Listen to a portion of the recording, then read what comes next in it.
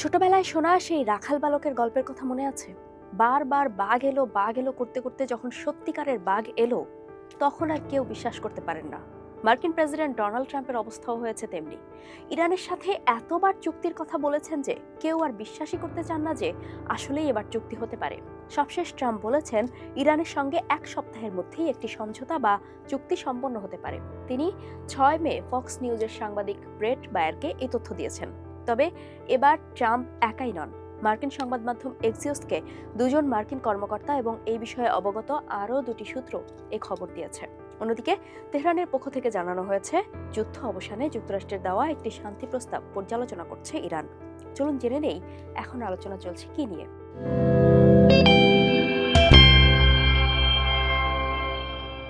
মূলত দুজন মার্কিন কর্মকর্তা এবং এই বিষয়ে অবগত আরও দুটি সূত্রের বরাত দিয়ে প্রতিবেদন করেছে এক্সিওস।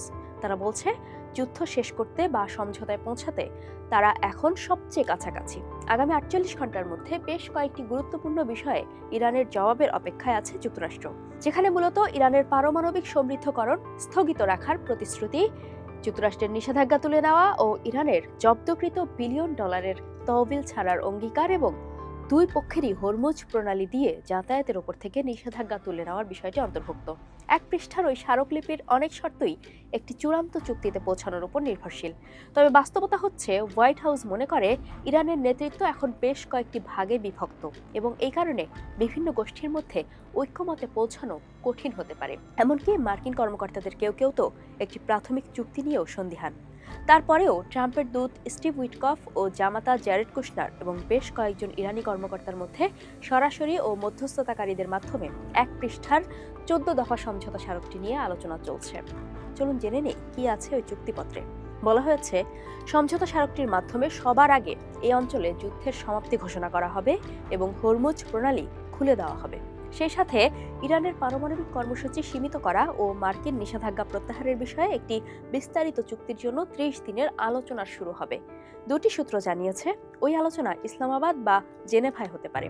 একজন মার্কিন কর্মকর্তার মতে ওই 30 দিনের সময়কালে হরমুজ প্রণালী দিয়ে জাহাজ চলাচলের উপর ইরানের নিষেধাজ্ঞা এবং মার্কিন নৌ অবরোধ পর্যায়ক্রমে তুলে নেওয়া হবে।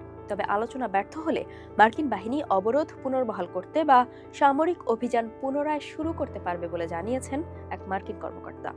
তবে এখন সক্রিয়ভাবে আলোচনা চলছে ইউরেনিয়াম সমৃদ্ধকরণের উপর স্থগিতাদেশের সময়কাল নিয়ে। 3টি সূত্র বলছে এটি কমপক্ষে 12 বছর হবে এবং আরেকটি সূত্র আবার 15 বছরের সম্ভাবনার কথাও জানিয়েছে। কিন্তু ইরান সমৃদ্ধকরণের উপর 5 বছরের স্থগিতাদেশের প্রস্তাব দিয়েছে আর যুক্তরাষ্ট্র দাবি করেছে 20 বছর।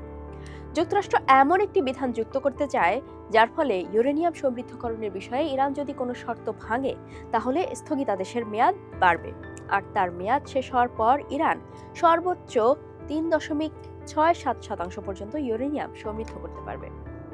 সমঝোতা স্মারকে ইরানকে কখনো পারমাণবিক অস্ত্র অর্জনের চেষ্টা না করতে বা অস্ত্রায়ন সম্পর্কিত কার্যকলাপ পরিচালনা না করতে প্রতিশ্রুতি দিতে হবে। একজন মার্কিন কর্মকর্তার মতে পক্ষগুলো এমন একটি ধারা নিয়ে আলোচনা করছে যার মাধ্যমে ইরান ভূগর্ভস্থ পারমাণবিক স্থাপনা পরিচালনা না করার প্রতিশ্রুতি দেবে। মার্কিন কর্মকর্তার মতে ইরানও একটি আধুনিক পরিদর্শন ব্যবস্থা চালু করতে প্রতিশ্রুতিবদ্ধ হবে, যার মধ্যে জাতিসংঘের পরিদর্শকদের দ্বারা আকস্মিক পরিদর্শনও অন্তর্ভুক্ত থাকবে। সমঝোতা স্মারকের অংশ হিসেবে যুক্তরাষ্ট্র ইরানের ওপর আরোপিত নিষেধাজ্ঞা পর্যায়ক্রমে তুলে নিতে এবং বিশ্বজুড়ে জব্দ থাকা শত শত কোটি ডলারের ইরানি তহবিল পর্যায়ক্রমে ছাড় করতে প্রতিশ্রুতিবদ্ধ হবে। এ বিষয়ে অবগত দুটি সূত্র আরও দাবি করেছে যে ইরান তাদের উচ্চ সমৃদ্ধ ইউরেনিয়াম ত্যাগ করতে সম্মত হবে।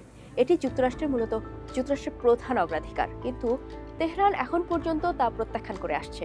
এখন সেই সমৃদ্ধ উপাদানগুলো আমেরিকার হাতে তুলে দেওয়া নিয়ে আলোচনা চলছে, আর সেজন্যই অপেক্ষা করছে white house. Secretary of state Marco Rubio বলেছেন যে আমাদের যে একদিনের মধ্যেই পুরো চুক্তি লিখে ফেলতে হবে তার তো কোনো প্রয়োজন নেই।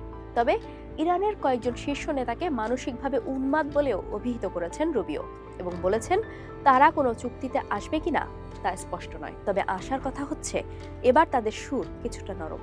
রুবিও বলেছেন এটি অত্যন্ত জটিল এবং প্রযুক্তিগত, কিন্তু আমাদের একটি কূটনৈতিক সমাধান খুঁজে বের করতে হবে। ফলে এতদিন ট্রাম্প যে ফাঁকা আওয়াজ করে আসছিলেন আর তেহরান যে তার প্রতিবাদ জানিয়ে আসছিল, সেখানে কিছুটা পরিবর্তন এসেছে।